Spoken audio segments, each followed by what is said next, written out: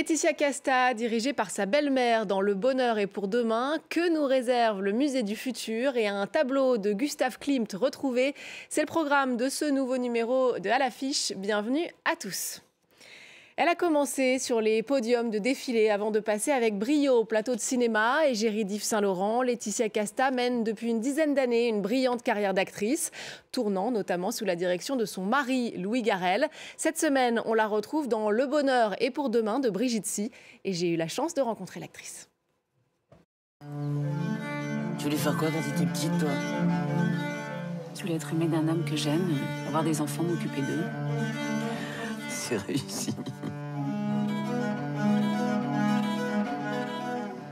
T'étais avec qui? Avec moi-même. Fais gaffe, Sophie. Laetitia Casta, bonjour. Merci beaucoup de nous accorder un peu de temps. On va parler donc de votre nouveau film, Le Bonheur est pour demain. C'est un film sur l'amour en milieu carcéral. Vous jouez Sophie, une femme qui tombe amoureuse d'un homme juste avant qu'il soit condamné à 30 ans de prison. Qu'est-ce qui vous a intéressé dans ce scénario et même dans ce personnage?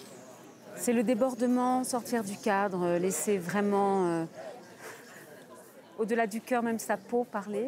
C'est un film sensuel, animal, cru. Et les personnages ne comptent pas. Voilà, ils donnent. Et puis c'est sur l'amour, ce qu'on est vraiment prêt à faire par amour. Et elle, Sophie, en tout cas, est prête à aller très très loin.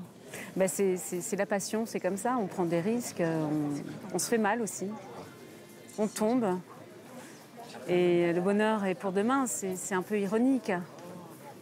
Oui, d'ailleurs, à un moment, Damien Bonnard, qui incarne ce Claude, lui dit « Qu'est-ce qui pourrait nous arriver de pire ?» Alors, on ne révèle pas tout ce qui peut arriver dans le film. Mais... Oui, puis elle a rencontré cet homme en dehors de la prison et elle veut le revoir libre au moment où elle l'a rencontré, donc elle ne comprend pas. Ah merde! On la récupérera plus tard.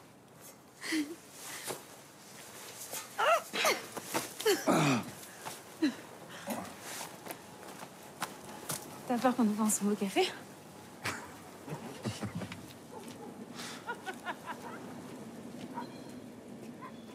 Alors, ce film est réalisé par Brigitte Si, qui a une histoire assez particulière, puisque elle-même a épousé un détenu en prison. Même plusieurs. Et elle a travaillé en prison. Elle a fait des ateliers de théâtre. Des ateliers de théâtre, etc. En quoi est-ce que ça a imprégné le film, son histoire personnelle? Est-ce qu'elle en a beaucoup parlé avec vous? Et comment est-ce qu'elle a abordé les choses? De toute façon, ça fait partie de Brigitte et ce qu'elle est.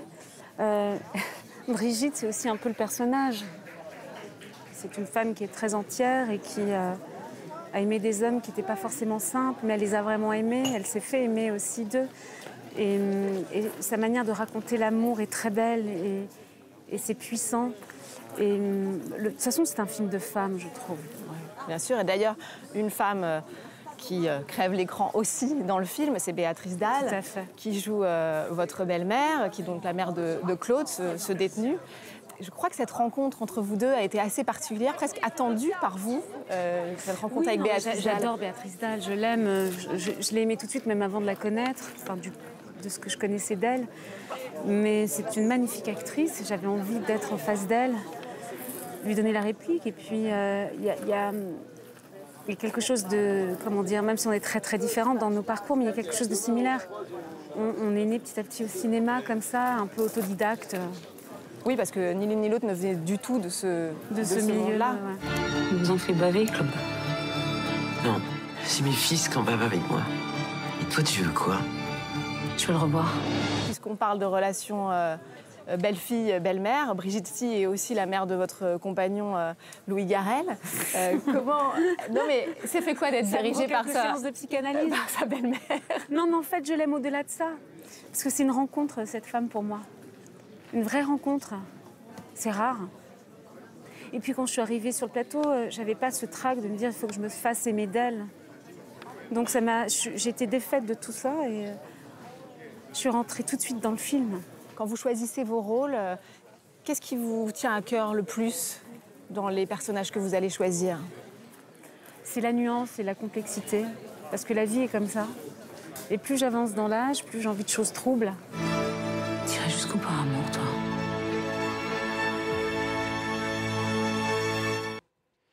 Et puis, réalité augmentée, réalité virtuelle. Depuis quelques années déjà, les musées se mettent aux nouvelles technologies grâce à des projections sur écran ou des casques connectés.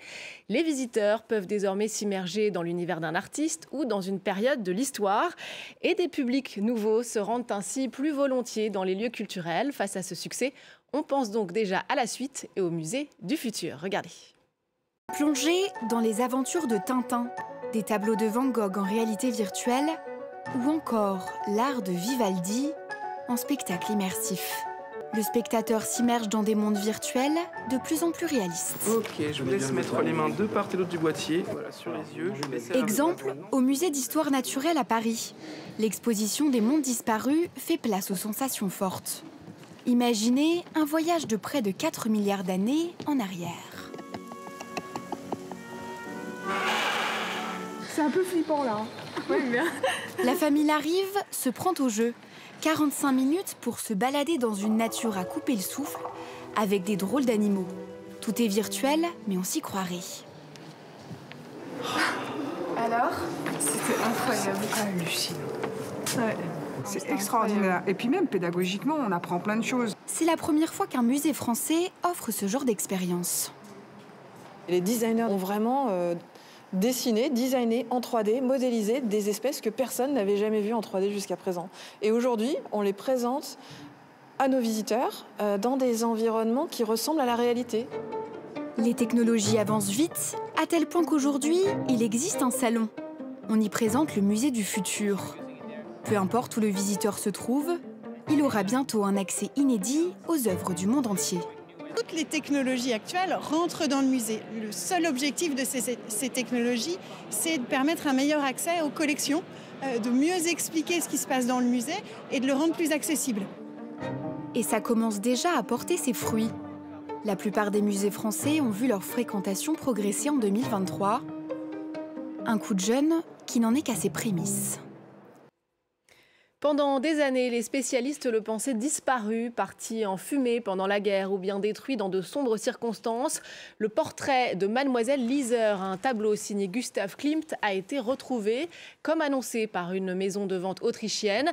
L'œuvre sera mise aux enchères en avril prochain. Elle est estimée entre 30 et 50 millions d'euros, mais pourrait largement dépasser ces montants. Avant sa vente, elle sera exposée en Suisse, en Allemagne, en Grande-Bretagne et à Hong Kong. Il pourrait s'agir d'un portrait inachevé de Margaret Constance Lizer, et on y retrouve les marqueurs du travail du plus grand des peintres autrichiens. Écoutez. La composition des couleurs est tout simplement magistrale. Elle est basée sur des tons complémentaires. Si vous regardez le tableau seul, vous pouvez voir comment le rouge de l'arrière-plan se retrouve dans les joues rougies de Fraulein Lizer. Comment il reprend ensuite ce rouge orangé dans ses lèvres. Et comme ton complémentaire, il crée sa robe qui tombe librement dans une couleur verte pour contraster. Ceci est vraiment très caractéristique de ces œuvres tardives. Voilà, et le précédent record européen a été détenu depuis février 2010 par une sculpture d'Alberto Giacometti. On finit en musique avec une nouvelle venue sur la scène de la chanson française. Marguerite Thiam a 23 ans. Actrice, réalisatrice, elle a déjà tourné dans un clip des Rolling Stones. Fan de rap francophone et d'électropop, elle se lance donc dans la musique. Elle a sorti son premier recueil de titres, Comme des grands, inspiré de ses journaux intimes d'adolescente. Jennifer Benbrahim et Valentine Herba l'ont rencontrée pour nous. Salut, c'est Marguerite Thiam et on est chez France 24.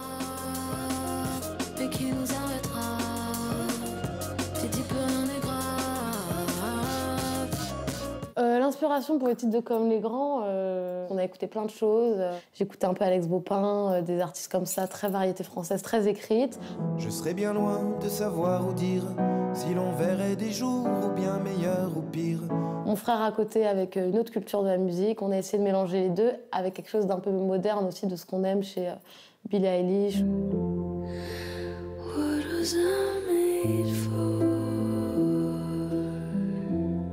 Des choses comme ça qui sont un peu plus actuelles. J'allais partir si loin, alors que ton cœur était juste là. Laissez en faire un drap, car mon amour plus rien n'est grave. Le titre Comme les grands, il vient du titre déjà, du morceau Comme les grands dans le projet, qui parle d'un petit drame pendant l'enfance.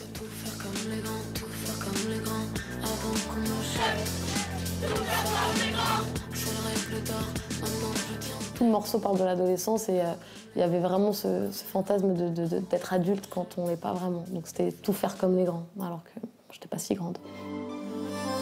J'absorbe la douleur qu'elle s'inflige. Je pense que si on fait des paroles autobiographiques comme ça, c'est parce que ça aurait aucun sens de faire de la musique sinon. Si tu écris des textes de toi-même, il faut qu'ils parlent de toi ou en tout cas qu'ils soient le plus sincères possible. Donc ça, c'était obligatoire.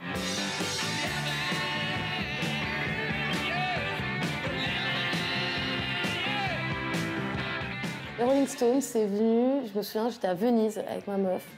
Et bah, c'est mon agent qui m'a appelé pour me dire que le réal voulait bosser avec nous. Et il nous a vus, et comme ma meuf est l'actrice aussi, donc on est arrivé à Paris, on a fait le clip des Rolling Stones. Voilà, c'était... Même moi, je ne me rends pas compte quand je le dis, ça paraît fou.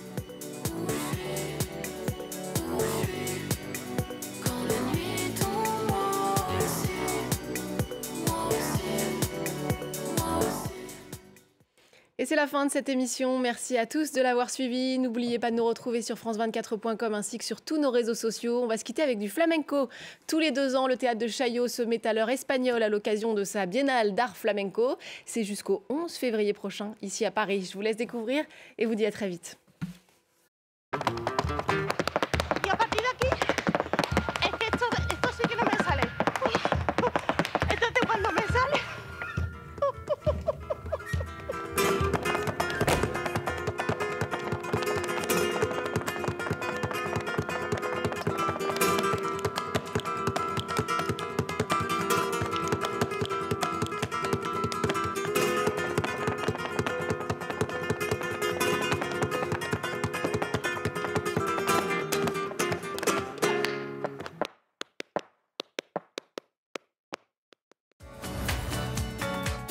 Le Paris des Arts, présenté par Valérie Fayolle.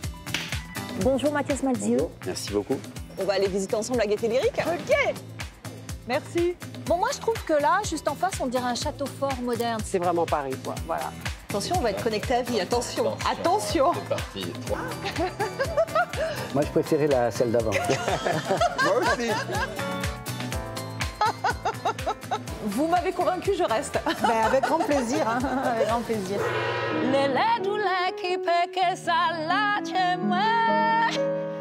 Le Paris des Arts, à voir sur France 24 et sur france24.com.